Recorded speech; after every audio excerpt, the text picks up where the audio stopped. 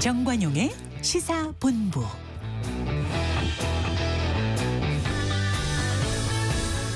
여러분 안녕하십니까? 정관용입니다. 어제는 유엔이 지정한 푸른 하늘의 날이었습니다.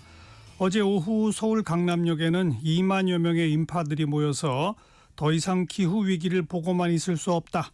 적극적으로 대응에 나서라. 목소리를 높였습니다.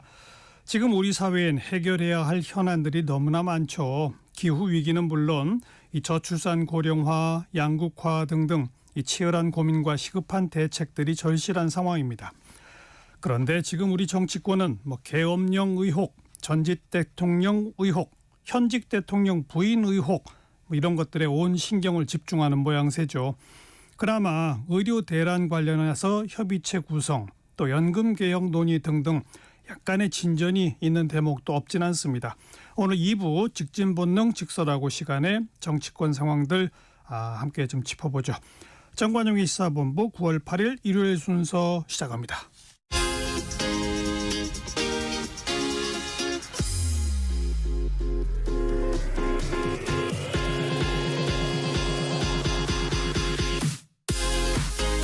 대한민국 시사의 중심. 토요일, 일요일 낮 12시 10분 KBS 1라디오 정관용의 시사본부. 한 주간 주요 뉴스 생생한 음성 자료와 함께 정리해드리는 곽지연의 주간 뉴스 브리핑입니다. 곽지연 리포터 어서 오세요. 네, 안녕하세요. 이 퇴임을 앞둔 일본의 기시다 총리가 이틀 전에 우리나라를 방문했죠? 네, 일본 기시다 총리 이틀 전에 1박 2일간의 일정으로 한국을 방문했습니다. 윤석열 대통령은 기시다 총리와의 마지막 정상회담을 열고 북핵 문제 대응을 위한 한일 또 한미일 협력 의지를 재확인했습니다. 두 정상은 내년 국교 정상화 60주년을 맞아 양국 관계를 한 단계 더 도약시키자고 강조했습니다. 한일 정상회담에서 그에 어떤 내용이 논의됐는지 자세한 소식은 지난 6일 금요일 KBS 9시 뉴스로 들어보겠습니다. 한일 정상 셔틀 외교 복원, 그리고 12번의 만남. 윤석열 대통령과 퇴임을 앞둔 기시다 일본 총리가 마지막 정상회담을 가졌습니다. 약 100분간 진행된 회담. 양국 정상은 일본 새 내각 출범을 앞두고 다시 한번 미래를 강조했습니다. 어려운 현안을 전향적 자세로 하나씩 해결해 나가자며 미래 세대에게 좋은 유산을 남겨주도록 힘을 모으자고 말했습니다. 저와 기시다 총리님이 쌓아온 양국 협력의 긍정적 모멘텀을 계속 이어가는 것이 중요합니다. 어려운 시기를 극복해온 선인들의 노력을 계승하여 미래를 향해 한국과 협력해 나가는 것이 매우 중요합니다. 기시다 후미오 일본 총리. 이와 관련해 기시다 총리는 김대중 오부치 선언을 비롯한 과거 내각의 역사 인식을 계승한다는 입장을 재확인했습니다. 또 강제징용 피해자들에 대한 과거 발언도 언급했습니다. 양국 정상은 북핵 문제 대응을 위한 한일, 한미일 간 협력의 중요성에도 재차 공감했습니다. 북한이 러시아를 뒷배삼아 도발을 못하도록 냉정한 대비 태세를 유지하자고 의견을 함께했습니다. 두 정상은 또 제3국에서 위기 상황 발생 시 양국 국민을 상호 보호하는 내용의 협력 각서를 체결했습니다. 아울러 양국 국민 간 출입국 절차 간소화를 위해 사전 입국 심사제 도입을 적극적으로 논의하기로 했습니다. KBS 뉴스 이현준입니다. 지난 2일 22대 국회 개원식이 열렸죠. 네. 여야 대치가 길어지면서 역대 가장 늦은 개원식으로 기록됐어요. 네, 22대 국회 임기가 시작된 지 96일 만에 열린 개원식 겸 정기국회 개회식이었습니다. 가장 늦었던 지난 21대 국회보다도 한 달 반 정도 늦은 최장 지각 개원식이었습니다. 국회 정상화가 우선이라면서 윤석열 대통령은 참석하지 않았습니다. 지난 1987년 개헌 이후 현직 대통령이 국회 개원식에 참석하지 않은 건 이번이 처음입니다. 국회 개원식 현장의 소리 준비했습니다. 지난 2일 월요일 KBS 9시 뉴스입니다. 선서 나는 헌법을 준수하고 임기 시작 96일 만에 열린 22대 국회 개원식. 48일 만에 열렸던 21대 국회 기록을 갈아치운 건데 이로써 22대 국회는 역대 가장 늦게 개원식을 연 불명예 기록을 안게 됐습니다. 뒤늦은 개원식을 합니다. 우원식 국회의장입니다. 국회의장으로서 무거운 책임을 느낍니다. 우원식 의장은 개원사에서 민생 문제 해결과 개헌, 정치, 연금 개혁, 미래 대응 등을 22대 국회에 임무라 말했습니다. 그러면서 국민 신뢰 회복을 강조했습니다. 정치가 국민께 큰 걱정을 끼치고 있습니다. 국민의 신뢰를 얻기에는 지금 국회의 모습이 크게 부족합니다. 그러나 지금 이 자리에 멈추지 않겠습니다. 국회는 또 오늘부터 100일간의 첫 정기국회 일정에 들어갔습니다. KBS 뉴스 전현우입니다. 문재인 전 대통령의 뇌물 혐의 수사를 두고 정치권 공방이 이어지고 있죠. 네, 문재인 전 대통령을 뇌물수수 피의자로 적시한 검찰이 대통령 취임 전과 또 취임 이후 시기까지 문 전 대통령 가족의 부동산 그리고 금융 거래를 광범위하게 추적해 온 걸로 파악이 됐습니다. 민주당은 치졸한 정치 보복이다고 주장하면서 반발을 했고 국민의힘은 문 전 대통령에 대한 직접 수사도 불가피하다고 주장을 했습니다. 2일 월요일 KBS 9시 뉴스입니다. 더불어민주당은 정치보복 주장에 대해 국정 실패에 대한 눈속임용이라며 목소리를 높였습니다. 전직 대통령을 향한 정치 보복은 박찬대 민주당 원내대표입니다. 이자 국정 실패에 대한 국민의 여론과 관심을 돌리려는 눈속임 공작 수사입니다. 이재명 대표의 문재인 전 대통령 예방이 오는 8일로 예정된 가운데 당 차원에서 대책기구 구성을 검토하는 등 적극 대응하기로 했습니다. 내부에 이제 그 관련된 조승래 민주당 대변인입니다. 그것을 다시 이제 확대 구성하고 하는 등 적극적으로 당 차원에서 대응해 나가기로 했다는. 당 일각에선 검찰의 불공정 수사들을 묵과할 수 없다며 검사 기피제를 도입해야 한다는 주장도 나왔습니다. 국민의힘은 법과 규정에 따른 정당한 수사를 막을 수는 없다며 문 전 대통령에 대한 직접 수사도 불가피하다고 맞받았습니다. 여당일 땐 적폐청산, 야당일 땐 국민의힘 정치 보복이라는 민주당의 내로남불에 공감할 국민은 많지 않을 것입니다. 문재인 정부 관련 다른 사건들에 대해서도 철저한 수사를 촉구했습니다. 억지 당선 공작에 김재원 국민의힘 최고위원입니다. 청와대 인사들이 개입했습니다. 이 혐의 정점에는 바로 문재인 전 대통령이 위치하고 있습니다. 검찰 수사 추이에 따라 정치권에 미칠 파장은 더욱 커질 전망입니다. KBS 뉴스 김민철입니다. 관련해서 이 문재인 전 대통령의 딸 문다혜 씨에 대한 검찰 수사를 놓고도 정치권 공방 가열되고 있고요. 네, 검찰은 김정숙 여사의 지인 계좌에서 문다혜 씨 계좌로 5천만 원이 입금된 정황을 확인하고 돈의 출처 쫓고 있습니다. 이에 대해 조국혁신당 조국 대표는 더불어민주당 윤건영 의원에게 들었다면서 당시 김 여사가 은행에 갈 수 없는 상황에서 이 지인에게 송금을 부탁했던 거다 이렇게 주장을 했고요. 지인 이름뿐만이 아니라 김 여사 이름도 통장에 넣어달라고 했다면서 돈 세탁 의혹을 일축했습니다. 국민의힘은 국민들 앞에서 진실을 밝힐 책임이 있는 문재인 전 대통령은 묵묵부답이다 이렇게 비판했습니다. 네. 자, 정부가 국민연금 개혁안을 발표하면서 이제 논의는 국회로 넘어갔죠? 네, 정부가 지난 4일 발표한 국민연금 개혁안을 놓고 야당은 지금보다 돈을 더 내고 연금은 덜 받는 꼼수다 이렇게 비판을 하면서 연금 개혁 특위에 호응하지 않았습니다. 이에 여당은 흠집 내기만 하지 말고 빨리 국회에서 논의하자고 했는데 당장 이견을 좁히기는 쉽지 않아 보입니다. 5일 목요일 KBS 9시 뉴스로 자세한 소식 들어보겠습니다. 이 보도 내용 안에 국민의힘 한동훈 대표 그리고 더불어민주당 남인순 의원의 목소리입니다. 국민의힘은 정부가 내놓은 국민연금 개혁안이 21년 만에 나온 정부 단일안이라며 보험료율을 13%, 소득 대체율은 42%로 하는 보수 개혁에 대한 논의부터 이번 정기국회에서 마무리해야 한다고 강조했습니다. 이번 정기국회가 골든타임입니다. 누군가는 반드시 적기에 해내야 할 개혁이죠.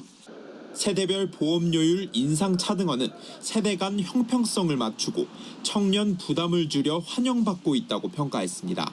그러면서 당장 국회 연금개혁특위와 관계부처가 참여하는 여야정 협의체를 구성해 올해 내에 실질적 성과를 만들자며 야당의 협조를 촉구했습니다. 반면 더불어민주당은 사실상 모두의 연금액을 줄이고 노후소득 보장을 불안하게 만들 거라며 정부 안에 반대 입장을 분명히 했습니다. 노후 대비에 턱없이 부족한 푼돈 연금으로 전락할 것입니다.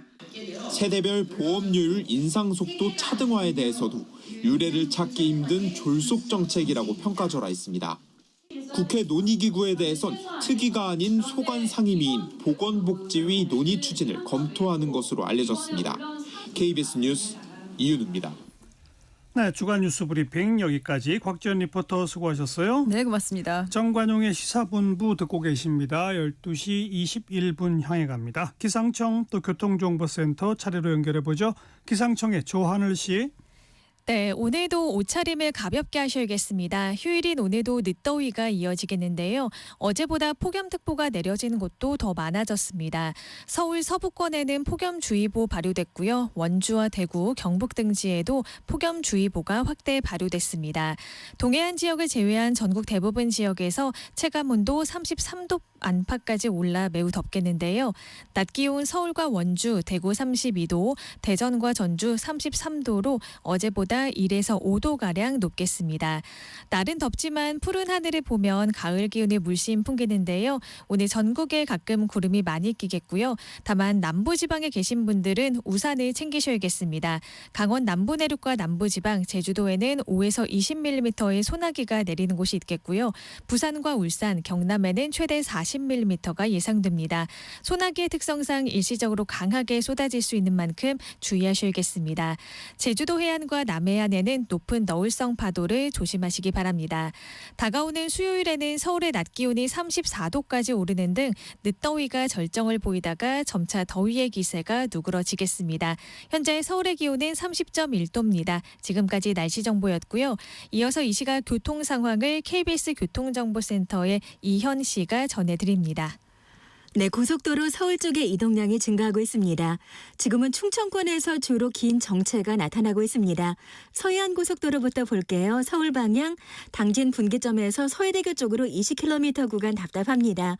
매송에서 용담터널, 광명역에서 금천 쪽으로 속도 떨어지고 있습니다. 경부고속도로 서울 쪽 신탄진 휴게소 부근에서 정체고요. 옥산에서 청주 휴게소 쪽으로 천천히 가고 있습니다. 이후로는 쭉 수월하다가 안성 분기점 부근에서 지체고요. 수원 부근에서 주춤하다가 양재 부근에서 반포 쪽으로 정체입니다. 중부고속도로 하남 쪽 음성 휴게소 부근에서는 사고도 발생했습니다. 3km 구간 여파를 받고 있고요. 일찍 부근 지나기 어렵습니다. 그리고 영동고속도로 인천 쪽인데 소초 졸음 쉼터 부근에서 사고 났습니다. 새마을 부근부터 정체가 이어지고 있고요. 여기를 지나서는 여주 휴게소 부근에서 4km가량 정체가 이어지고 있습니다. KBS 교통정보센터였습니다.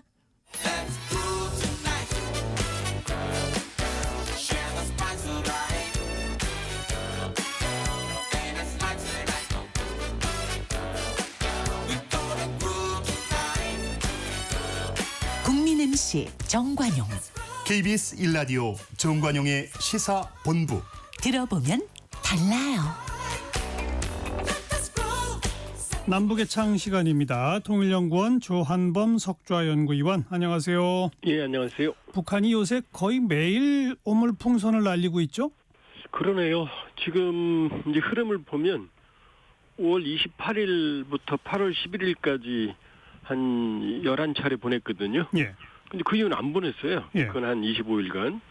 그리고 이제 4일부터 오늘 오전에 지금 보내는 걸로 추정이 되거든요. 예, 예.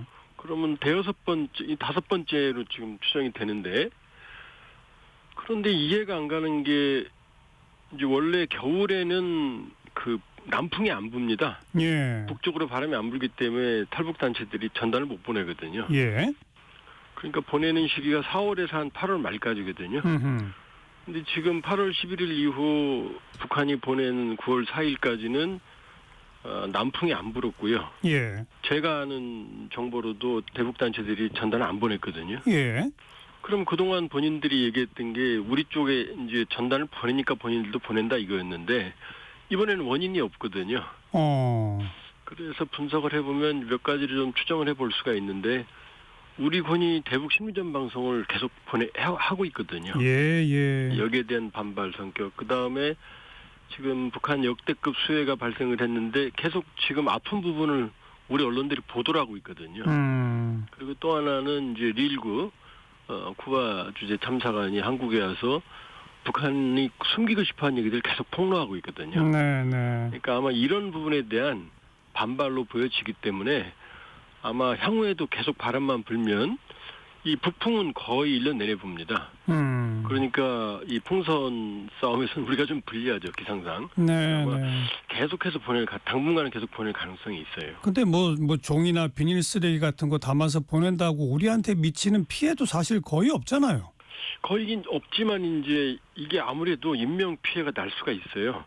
보통 5kg 이상 무게가 그냥 떨어지면 이게 그 다음에 지금 뭐 아직은 경미합니다. 재산 피해가 8월 11일까지 뭐 추정해 보면 한 1억 원이 좀 넘는 것 같은데 이게 자칫해서 고속도로나 아니면 인구 밀집 지역의 화재나 이러면은 대형 피해로 갈 수가 있거든요. 그러니까 거기다 또 하나는 이제 계속 오니까 이게 일상화되면은 이제 이게 어떤 위험이 처리될지 모르는 상황에서 어떤 여러 가지 문제가 발생할 수 있기 때문에 지금 뭐 원칙적 대응도 필요하지만 이 견장 관리도 좀 해야 될 상황입니다. 어쨌든 풍선 띄웠다 하면 어쨌든 경계는 분명히 확실하게 해야 되겠군요. 그렇죠. 자, 그건 그렇고 북한의 IT 노동자들이 미국 업체에 위장 취업한다는데 어떻게 하는 거예요? 이게 이제 코로나 영향도 있지만 또 이제 이 IT 사업 그 작업 환경이라는 게 꼭 출근할 필요가 없거든요. 재택근무. 그렇죠. 그러니까 해외에서 예를 들면 서울에서 미국에 일해줄 수도 있거든요. 왜냐하면 온라인으로 연결이 되니까. 거기다가 특히 코로나 봉쇄 기간 중에 이 IT 업체들이 이제 대면 없이 그러니까 소위 재택근무 형태로 인원을 채용하는 경우가 많아졌거든요. 그럼 이제 이 IT 쪽에 위장 하는 요원들은 북한의 이제 정찰청국 제6국 기술국 출신들인데요. 뭐 능력이 꽤 됩니다. 거의 뭐 세계 정상급 능력은 되는데 이 사람들이 쉽게 말하면 간첩이거든요. 그러니까 여권이 뭐 보통 한 10여 개 되는 사람들이기 때문에 북한 내에서든 아니면 중국에 나와서든 동남아시아든 얼마든지 취업을 할 수가 있거든요. 그러니까 IT 작업 환경, 직업 특성상 이 위장이 가능하다는 게 지금 가장 심각한 문제죠. 이렇게 미국 업체에 위장 취업해서 벌어들인 돈은 어디다가 쓰는 겁니까, 그럼?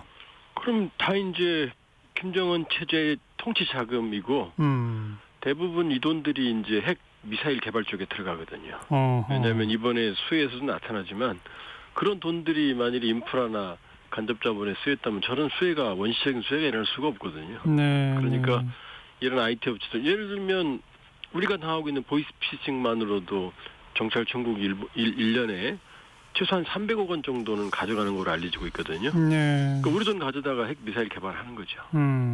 그런데 일본의 산케이 신문은 이 북한의 IT 기술자들이 이렇게 위장 취업해서 벌어들인 외화가 북한의 의류 조달 자금으로 사용되고 있다. 의류.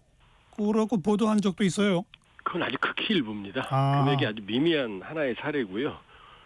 여러 가지 뭐 사치품부터 시작해서 모든 건 다 활용을 하겠죠. 그러나 이제 주된 자금은 왜냐하면 북한의 핵미사일 관련된 이런 기자재나 부품들, 정밀기계 이런 것들은 제재에 걸리기 때문에 이제 원활하게 수급하기 위해서는 다 이 블랙마켓 혹은 이제 차명이나 이런 쪽으로 이제 활용이 되니까 대부분의 자금이 이쪽으로 들어간다고 봐야죠.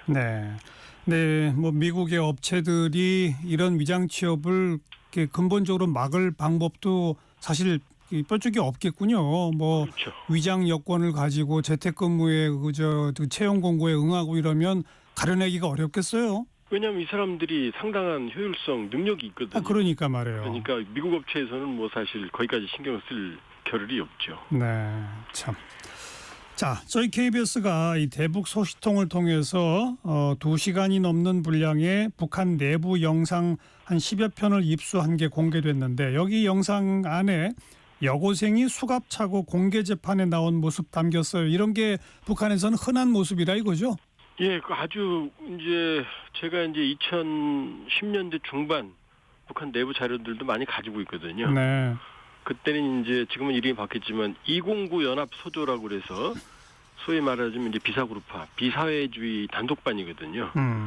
그럼 2010년대 중반인데 10년 됐죠 벌써. 그때도 보면은 어느 한 도시에서 북한은 어느 한 도시 이렇게 표현하거든요. 네.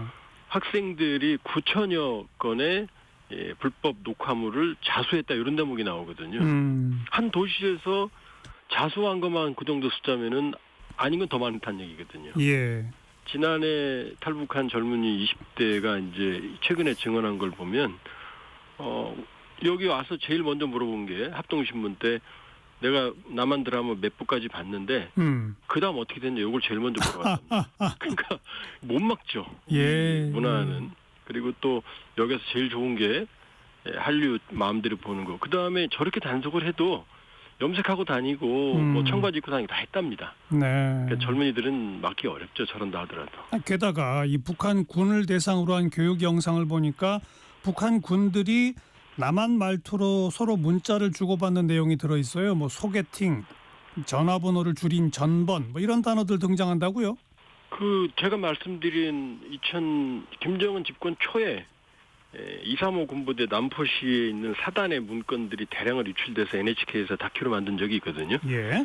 그 문건에 보면 인민군이 말투가 남한 말투, 대한민국 말투 쓴다고 뭐 김정은이 화내고 뭐 이런 대목도 나와요. 그러니까 어제 오늘 일이 아닌 거죠. 그러니까 네. 문화는 뭐 소위 모기장 전략해가지고 뭐 모기는 맞고 바람은 들어온다 그러죠. 문화는 물이거든요. 네. 아무리 모기장을 쳐도 흘러 들어가니까 인민군이건 뭐건 지금 한류 문화는 김정은 본인도 남한 말씨 쓰거든요.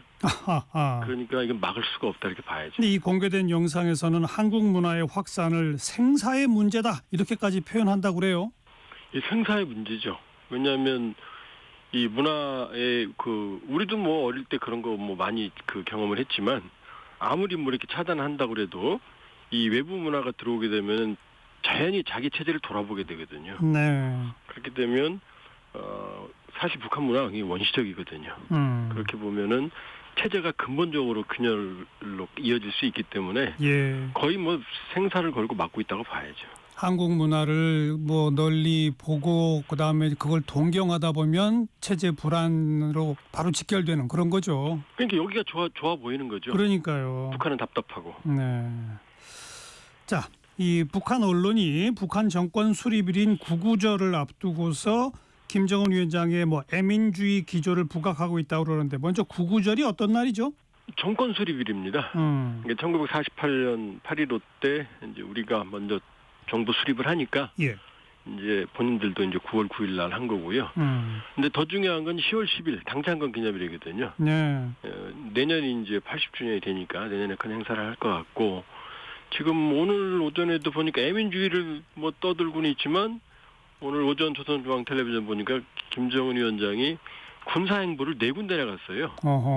그러니까 말로는 애민주의를 하지만 이 극심한 수해 상황에서 내세울 게 없으니까 체제의 어떤 건재함을 보여주기 위해서 국방 분야의 성과를 보이기 위해서 이 국방 행보를 하는 걸 보니까 애민주의는 뭐 그냥 껍데기라고 볼 수가 있죠. 구구절에도 무슨 뭐 군사 퍼레이드 이런 거 합니까? 일단은 과거에는 한 적이 있거든요. 근데 지금 상황으로는 대규모 행사는 할 것 같은데 아마 지금 상황상 열병식이나 이런 거는 아닐 것 같고 이제 만수대 의사당, 국회의사당이 조리를 치면 그 인근에서 여러 가지 행사 준비는 현재 동향이 포착이 된 상황입니다. 네. 아까 10월 10일이 당 창건이라고 그랬잖아요. 예. 그거는 45년 10월 10일입니까? 예, 45년 10월 10일입니다. 그리고 내년이면 80주년이 되는 그러니까요. 거죠. 그리고 북한의 정부 수립은 48년 9월 9일. 예, 우리가 이제 8월 15일이고 그렇게 되는군요. 예, 알겠습니다. 통일연구원의 조한번 석좌 연구위원이었어요. 고맙습니다. 예, 고맙습니다.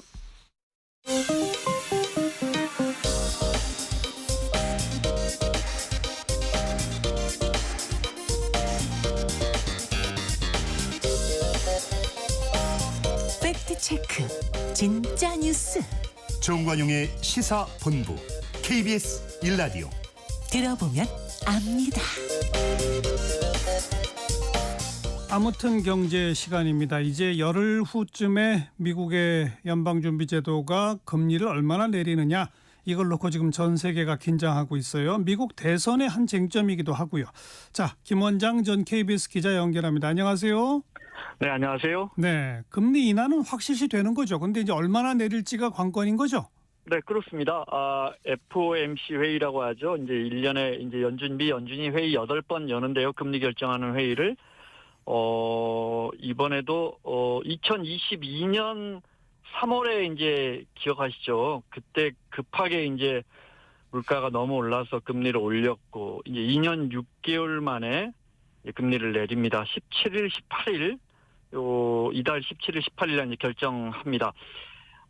경기가 안 좋다고 판단하니까 내리는 거겠죠. 근데 이제 아시는 것처럼 고용 시장이 생각보다 빠르게 식고 있습니다. 이 기준금리는 보통 인플레이션, 그러니까 물가가 얼마나 올랐느냐, 그다음에 일자리가 어떠냐 이 두 가지를 보는데 주로 미국의 실업률이 4.1%, 이제 내릴 만큼 고용 사정이 조금 안 좋아졌다. 이제 관건은 말씀하신 것처럼 0.25% 내릴 것이냐, 0.5% 내릴 것이냐. 그러니까 뭐 0.5% 내리는 걸 언제부턴가 B컷이라고 많이 자른다 그래서 B컷이라고 하는데 투자 회사들 뭐 JP 모건 이런 데는 야, 이거 경기 안 좋아질 것 같아. 0.5%는 내리자 이러는데 전반적으로 컨센서스를 보면 한 6대4 정도로 0.25% 그러니까는 한 걸음 정도, 원 스텝 정도 내릴 가능성이 아직은 더 높습니다. 근데 이제 중요한 건 시장 분위기입니다. 그동안에는 경기가 더 나빠졌으면 이걸 은근히 바랬고요. 그래서 금리 내리고 주가가 다시 올랐으면 이랬는데 지금 분위기는 이거 경기 너무 안 좋아지는 거 아니야? 이러다 경기 침체 오는 거 아니야? 그래서 연준이 0.5% 내린다면 좋아해야 할 자본시장이 야 0.5% 내리면 이거 진짜로 경기 침체 오는 거 아니야? 그러면 주가가 더 떨어질 텐데 약간 이런 분위기로 가고 있습니다. 예.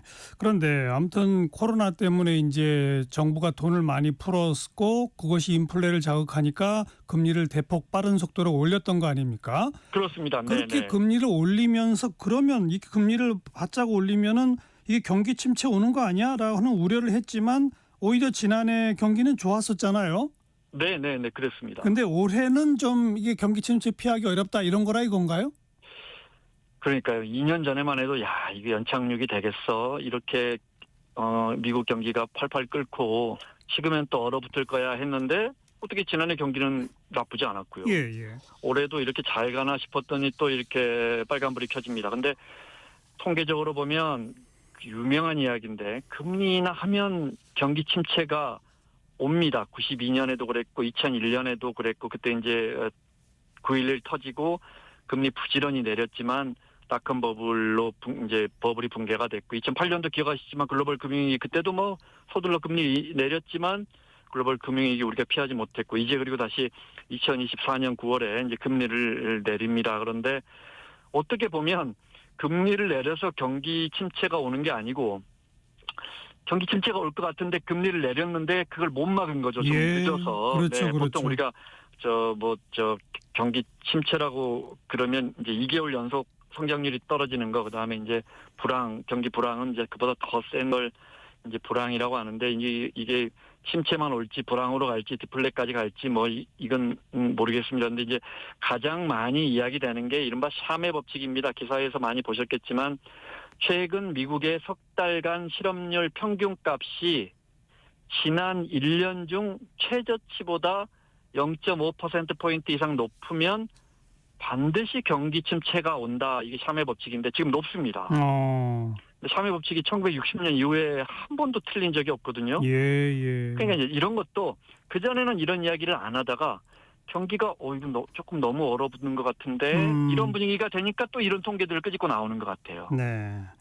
그래서 이제 일단 9월 달에 금리를 내릴 것은 분명한데 중요한 거는 9월뿐이 아니라 지난번에 금리를 올릴 때도 연속해서 계속 올렸잖아요. 그렇습니다. 그럼 네네. 이번에도 이제 9월만 내리고 마는 게 아니라 연속해서 내린다는 전망인데 그래서 최종적으로 과거처럼 정말 초저금리로까지 갑니까? 어떻게 됩니까? 그러니까요. 지금 이제 5.5인데 결론부터 말씀드리면 한 3, 4까지는 갈 것이다. 하지만 옛날처럼 초저금리 1%, 0% 이렇게 가지는 못할 것이다. 이런 의견들이 많은데 사실 제가 경제하는 기자로서 보면 과거의 전문가들 정말 수많은 석학들, 연준 의장들 전망이 잘 안 맞더라고요. 이제. 네. 하여튼 불과 몇 년 전만 해도 미국 기준금리는 0%에 계속 수렴할 것이다. 앞으로 이제 2%, 3% 금리 시대는 안 올 거야 했는데 지금 5.5 아닙니까 상단이. 그렇죠. 네. 다들 금리를 내리고 싶어서 경기를 부양하고 싶으니까 뭐 일본 같은 경우는 금리가 이제 뭐 0% 밑으로 꺾여서 이제 지하로 진짜 지하실로 금리가 내려간 적도 있는데 마이너스 금리로. 예. 네. 그래서 뭐 월가에선 당장 내년에 한 2.5까지는 급락할 것이다. 이 비관론도 그 말은 이제 지금 5.5인데 2.5까지 내년 내린단 말은 금통이 열릴 때마다 매번 내린다는 거죠. 그렇습니다. 그만큼 경기가 안 좋을 거라는 이야기인데 네. 뭐 지켜봐야 할 것 같습니다. 네, 일단 한 3%까지는 갈 거라는 건 웬만한 전문가들도 동의하고 있습니다. 지금 네. 5.5에서요. 네. 미국의 금리 우리만 쳐다보는 게 아니라 전 세계 중앙은행이 다 쳐다보고 있죠. 그렇습니다. 네. 그 한마디로 겨울이 온다. Winter is coming인데 미국 경기를 봐야죠. 미국이 빨리 식으면 다 식기 마련이니까. 예를 들어 미국에서 팔리는 독일차도 중국의 전자제품도 미국이 워낙 소비 국가니까요. 네. 당장 중국 인민은행이 4분기에 지준율을 내릴 준비하고 있답니다. 그러니까 은행에서 돈 빌려줄 때 요만큼은 남겨놓고 돈 빌려줘라. 요 비율 높아지면 이제 시중의 유동성이 더 풀리는 거고 지준율을 풀어주면. 예. 사실은 돈 더 풀면 위안화 가치 떨어질까봐 못 하고 있는데 지금 뭐 미국 금리 내리면 미국이 금리 내리면 우리도 내려도 되지. 그러면 이제 위안화 가치가 좀 방어가 되니까요. 중국도 그러고 있고요. ECB도 유럽 중앙은행도 지금 먼저 이제 금리 인하를 시작했는데 당연히 지금 미국 눈치 보면서 미국 내리면 우리도 더 내릴 거야 이러고 있고. 유로존 20개 나라 8월 CPI가 소비자 물가가 2.2% 올랐습니다. 그러니까 사실상 물가 우려할 수준은 아니지만 전반적으로 이게 지금 찬바람이 이게 그냥 찬바람이냐? 예. 겨울 오는 거냐? 뭐 이거 전부 지금 지켜보고 있는 겁니다. 네. 한마디로 미국의 경기 침체가 어느 정도일까? 이걸 다들 숨죽여 보고 있다는 얘기인데. 그렇습니다. 그러나 백악관이나 미국 정부는 미국 경제 괜찮다 이렇게 말하고 있죠. 아니 그거야 대선이 이제 2달 남았으니까. 예. 근데 속내는 금리 내리면 좋죠. 금리 내리면 경기가 오르고 주가가 오르니까 금리 내렸으면 하는데 이게 갑자기 찬바람이 너무 세게 부니까 그러니까 이제 앨런 이런 재무장관 이런 사람들도 경기 아무 문제 없어. 일자리 너무 튼튼해. 너무 스트롱하다. 너무 강해. 우리 일자리. 예. 이렇게 말하고는 있지만 사실 그동안에는 좀 복잡한 이야기인데 이제 사실 좀 재밌는 이야기입니다. 미국 정부가 제닛 앨런 재무장관으로 상징되는 미국 정부가 한 여름쯤에 지금쯤에부터 계속 경기가 안 좋다고 통계를 만들어서 9월에 연준이 금리를 내려서 주가가 올라가고 주가가 올라가면 80% 여당이 승리하거든요. 통계적으로. 네. 그렇게 하려고 예를 들어 이런 일도 있었습니다. 지난 6월 일자리 통계에서 갑자기 생각지도 못한 일자리가 8만 명인가가 줄었습니다. 이게 무슨 일이지 하고 봤더니 공공 일자리예요. 예. 정부가 갑자기 일자리를 줄이는 거예요. 그렇죠. 그러면 이거 경기 안 좋은데, 이거 일자리가 너무 빨리 줄어드는데, 실업률이 높아지는데, 그러면 구직자 수 아이고야 금리 내려야겠다. 네. 이렇게 재무부와 연준이 짜고 치는 거 아니냐. 미 대선을 위해서, 바이든을 위해서. 예. 이런 어떤 시나리오, 우리 이코노미스트 분들도 굉장히 이걸 믿는 분들이 많더라고요. 네. 왜냐하면 제닛 앨런 재무장관이 아시다시피 전 연준 의장입니다. 맞아요. 미국은 참 이게 우리로 치면 이창용 총재가 정권 바뀌고 기재부 장관 하고 있는 겁니다. 그렇죠. 네, 하는 총재가. 그러니까 제닛 앨런은 바이든 편, 지금은 이제 해리스 후보 편, 민주당 편인 건 분명하고 그 정부 사람이니까 전 연준 의장인데 지금 연준 의장까지 이렇게 짝짝꿍해서 금리를 내리려고 경기를 좀 의도적으로 좀 깎아내리는 거 아니냐. 이것도 만만치 않습니다. 이런 분석도. 네. 근데 아까도 잠깐 언급했지만 미국은 대통령 선거 앞두고 금리를 자주 내렸고 그러면 증시가 올라가고 그러면 기존 정부가 이겼다면서요? 제가 그 통계를 잊어버렸는데 S&P가 미국이 가장 대표되는 스탠다드 앤 푸어스 지수가 대선 2개월 전에부터 오르면 80% 승률인가 그렇습니다. 네, 대충 그렇습니다. 그러니까 주가가 오르면 5번 이상 그랬습니다. 네, 그러니까 주가가 중요한 미국 사람들은 퇴직연금을 주식에 넣어놓잖아요. 예. 그래서 주가가 오르면 다음 달 한 2달 지나서 내가 받는 연금이 뭐 30만 원, 50만 원 이렇게 늘어납니다. 예. 주가가 떨어지면 줄어들고 그건 어느 유권자가 좋아하겠습니까? 주가가 내려가는 걸. 그러니까 80년대 카터 대통령 때도 그 미국의 인플레에서 왜 볼커 연준 의장 이야기 아시잖아요. 그 기준금리를 20%까지 올린, 그래서 사람들이 너무 싫어해서 총 맞을까 봐 곤충 차고 다녔다는 연준 의장 다닐 때도 그때도 금리를 너무 올려서 레이건한테 카터가 졌고요. 오바마 대통령 대선 때도 갑자기 민주당이 내린 건 아니죠. 연준이 금리 내려가지고 오바마 대통령 집권했고요. 콩겨놓고 지금 또 뭐 우연의 일치인지 뭐 미국 재무부와 연준이 뭔가 좀 눈빛을 막 교환한 건지 2달 남기고 지금 이제 이달 금리를 내리니까 이게 또 이제 트럼프 쪽에서는 야 이거 민주당 봐주기 해리스를 위한 금리 내리는 거 아니냐 이렇게 들고 나오는 거죠. 네. 그래서 트럼프 후보는 금리 내리지 마라 공개적으로 그런 말 하고 다니잖아요. 네, 그러니까 이제 사실은 정치권이나 대통령이 금리에 대해서 언급하는 건 우리나라가 지금 미국보다 더 엄격한 것 같아요. 왜냐하면 중앙은행은 독립돼 있지 않습니까? 그래서 정치권에서는 가끔 그런 말을 하지만 대통령이나 뭐 총리나 뭐 이런 사람들이 우리도 한국 경기 부양을 위해서 금리 좀 내려줘 이런 말을 절대 하지 않습니다. 그런데 트럼프 후보는 자기가 대통령일 때도 옐런 의장 연임해야 되는데 이제 잘라버리고 공화당원인 지금 파월 의장 임명해서 금리 좀 내려, 경기 좀 살려. 그래서 내가 재선되지 했는데 지금 파월 의장이 그때 4번이나 금리를 올려버렸거든요. 그래서 일종의 배신한 거죠. 그래서 트럼프 떨어졌고 이번엔 이제 트럼프 대통령이 이번에 내리지 마, 안 내리면 내가 연임시켜줄게 뭐 그렇게 말했다는데 그건 확인되진 않았고 계속 내리지 말라는데 지금 내릴 것 같아요. 뭐 이달 내린다 그러니까요. 네, 그러니까 참 이것도 지금 미국 대선의 엄청난 관전 포인트입니다. 네. 그런데 이러다 보니까 이제 미국 연방준비제도의 존재 이유가 도대체 뭐냐?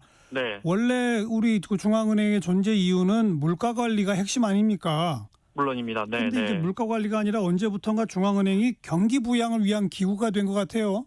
네, 정확한 지적이세요. 그러니까 이제 100년이 넘었나요?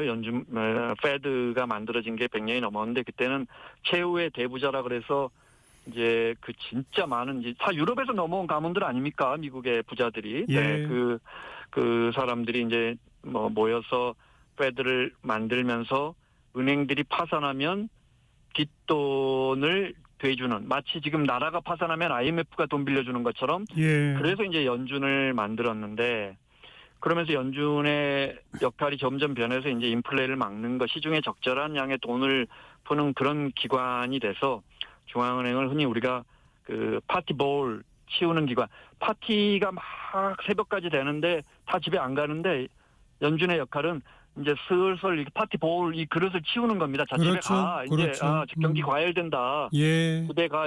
한국은행법 1조 1항도 그 물가 안정을 도모한다. 한국은행은 이렇게 1조 1항이 물가 안정을 위해 있는 겁니다. 그런데 이제 어느 순간 양적 완화라는 정말 신박한 기술을 개발해서 중앙은행이 채권을 매입하면 그 돈이 시장으로 흘러 들어와서 물가 인상을 최소화하면서 돈을 풀어내는 이런 어떤 기술을 개발하면서 이제 그때부터 뭐랄까요? 경기 부양 기관 일자리 살리고 하면 이제 대통령이나 정치권에서는 금리 좀 내려봐, 양적이나 좀 해봐. 나 임기 동안에 경기 좀 살려봐, 주가 좀 올려봐. 이렇게 돼서 지금 민주당, 공화당 할 게 없이 아주 지금 이제 대놓고 이야기하는 그런 수준까지 돼버린 거죠. 네. 그건 그렇고 이제 우리나라로 와서 당장 우리는 이제 그 다음 달에 금리를 결정하게 되는데 미국이 내릴 게 확실하니까 우리도 내릴 거다라고 하는 전망이 현재로선 지배적입니다만 연일 그 이창용 총재가 경고하듯이 집값이 문제다. 지금 집값이 서울 집값은 여기저기서 전고점을 이미 뚫었다. 뭐 이런 얘기들이 나와서 고민하고 있는 거 아니에요? 그러니까 우리도 금리 내린다고 한 게 도대체 언제입니까, 그죠? 네. 이제 내립니다. 근데 이제 우리도 금통위가 미국처럼 8번 열리는데 우리는 미국처럼 달이 다릅니다. 왜 달이 다를까? 그 미국이 어떻게 하는지 보고 우리 시장은 물론 우리 시장 통계가 중요하지만 이런 흐름을 보고 하려고 이렇게 맞춰놓은 건데 그래서 우리는 이제 다음 달에 아마 0.25 정도 내리는 건 뭐 기정사실화하고 있는데 고민이 많을 겁니다. 왜냐하면 지금 갑자기 한두 달 새 집값이 특히 서울 집값이 이제 정고점을 뚫고 올라가면서 지금 이게 제가 볼 때 정부가 놀랐습니다. 기재부나 금융당국이 깜짝 놀란 겁니다. 이게 사실 정부 입장에서는 주택시장을 부양한다기보다 급락을 막으려고 돈을 좀 풀고 있었는데 예. 지금 생각해 보면 정부가 아이고 우리가 너무 이 주택시장을 좀 쉽게 생각했나 이럴 겁니다. 그래서 지금 갑자기 은행에 무슨 전화를 돌렸는지 모르겠지만 금융당국에서 국민은행, 신한은행, 하나은행, 우리은행 전부 다 지금 주택담보대출이 3.8에서 5.7까지니까 하단이 0.8, 상단이 0.5씩 올라버렸습니다. 대출금리가. 맞아요. 보십시오. 제가 0.25 정도 내릴 겁니다 했는데 이미 시중은행은 대출금리가 0.8에서 0.5가 올라버렸으니 이거 반대로 가는 거죠. 그러니까 중앙은행 총재 입장에서는 우리는 뭐 하라고 있나? 그러니까요. 예, 이제 제가 좀 재밌게 설명드리라고 그렇게 말씀드린 거고 참 쉽지 않죠. 아유, 신용금리 이렇게 올라버렸는데 0.25 내리긴 내려야 되는데 이거 가계부채 너무 많고요. 그죠? 예. 집값은 뭐 이거 언제 어디로 튈지 모르고요. 네. 지금 모델하우스 가보면 전부 저금리 시대 온다고 지금 금리 떨어진다고 집 사야 한다 그러는데 참 고민이죠. 한국은행 입장에서는 운신의 폭이 없습니다. 이창용 총재는 정말 어느 중앙은행 총재보다도 빚내서 집 사지 마라. 금리 1% 시대 기대하지 마라라고 명확하게 아주 뚜렷하게 경고를 해왔는데 예. 그런데 이제 참 우리가 0.5% 기준금리 내리면 우리 국민이 이자를 33조 원 덜 냅니다. 예. 그 금리는 내려야 되는데 내리기는 어려워. 가계부채하고 집값 때문에 내리기는 어려운 상황이 지금 한은의 고민입니다. 그렇죠. 네. 또 미국이 5.5까지 올릴 때 우리는 그래도 그거보다는 좀 똑같이 따라가지 않았잖아요. 지금 생각하면 참 잘한 것 같습니다. 그런 의미에서는 그 한국은행이 금리를 뭐 내린다 해도 뭐 안 내려도 사실 큰 뭐 문제는 없을 수도 있어요. 그렇습니다. 네. 알겠습니다. 지금 미국이 한 2%포인트 내려도 지금 우리하고 같으니까요. 네. 많이 못 내릴 거고 실제로 많이 내리지 않아도 버틸 수 있습니다. 네. 어떻게 해야 되나 한번 지켜봅시다. 고맙습니다. 네, 고맙습니다. 김원장 전 KBS 기자였습니다. 1부 마칩니다. 문희옥의 평행선 잠깐 듣고요. 1시에 다시 옵니다.